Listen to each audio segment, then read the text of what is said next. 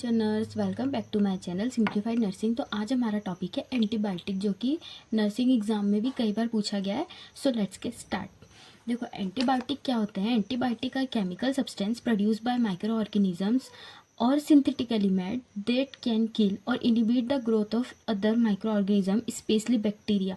जो एंटीबायोटिक है वो स्पेशली बैक्टीरिया को किल करने के लिए होते हैं, ना कि वायरल को। एंटीबायोटिक एक ऐसे केमिकल सब्सटेंस होते हैं जो कि किसके द्वारा प्रोड्यूस किए जाते हैं, खुद माइक्रो ऑर्गेनिजम्स के ही द्वारा प्रोड्यूस किए जाते हैं, या तो उनको सिंथेटिकली भी बनाया जाता है। सिंथेटिकली मतलब कि लैब वगैरह में। That can kill or inhibit the growth of other micro organism. ये क्या करते हैं, या तो माइक्रो ऑर्गेनिज्म को किल कर देंगे या तो इनिबिट कर देंगे, उनकी ग्रोथ को रोक देंगे।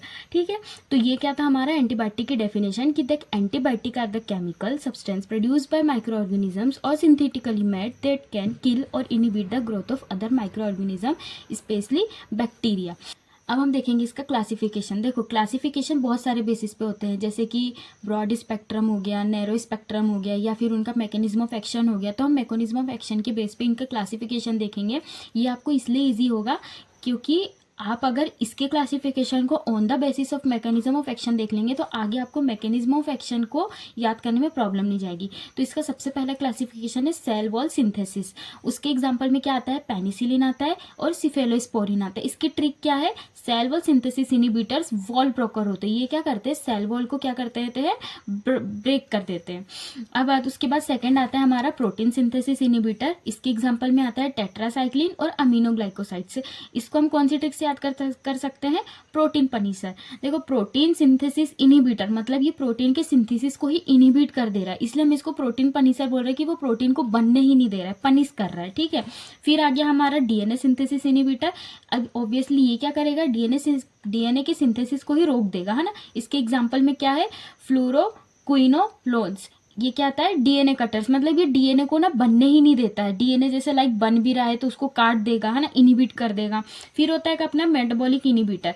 इसके एग्जांपल में सल्फोनामाइड, स्ट्रिक, फॉलिक ब्लॉकर। इसको फॉलिक ब्लॉकर क्यों बोले हैं, क्योंकि जो हमारी जो बैक्टीरिया के सेल्स है ना, उनमें मेटाबॉलिज्म एक्टिविटी होने में फॉलिक एसिड की बहुत नीड पड़ती है। तो ये फॉलिक एसिड को ही ब्लॉक कर देता है, जिसकी वजह से जो मेटाबॉलिज्म है ना, वो वाली प्रोसेस बैक्टीरिया या माइक्रो ऑर्गेनिजम्स की बॉडी में हो ही नहीं पाती है। अब हम देखेंगे मैकेनिज्म ऑफ एक्शन। देखो, मैकेनिज्म ऑफ एक्शन बहुत सारे होते हैं, बट हम उनके मेजरली देखेंगे कि वो कौन कौन से मैकेनिज्म ऑफ एक्शन वर्क करते हैं हमारी बॉडी में।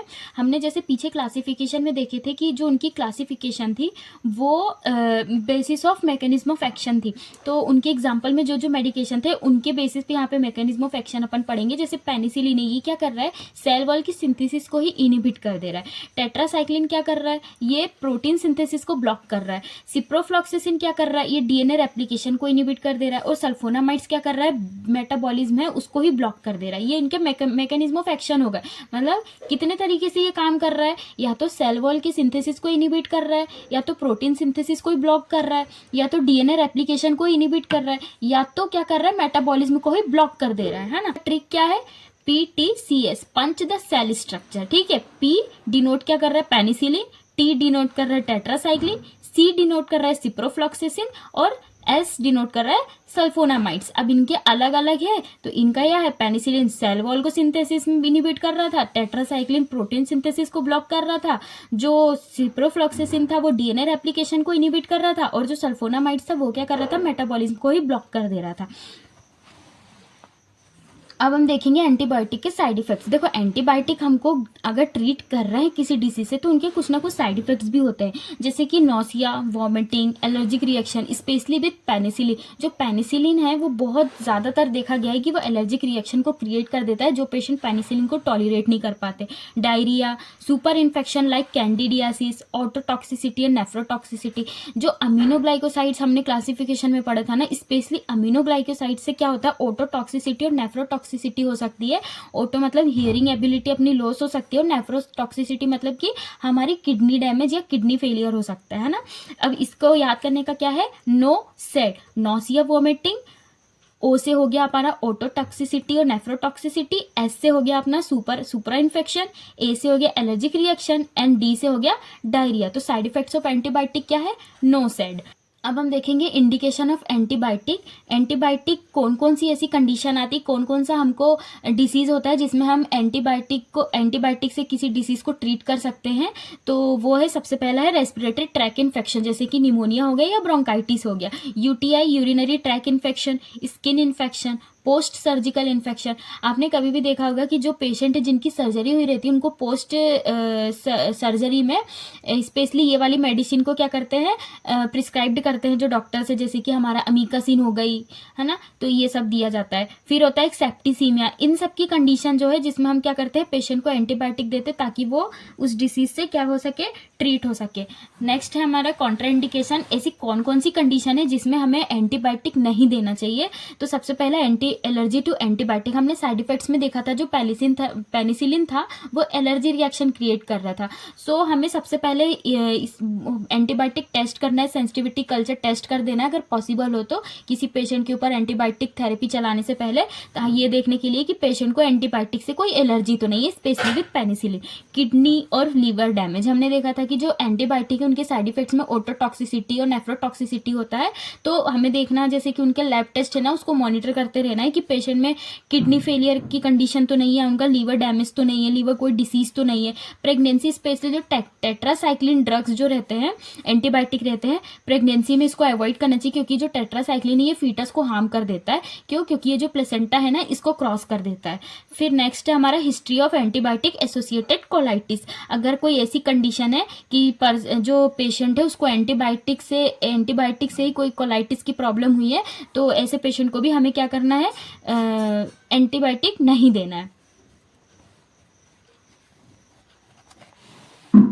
लास्ट है हमारा रोल ऑफ नर्स।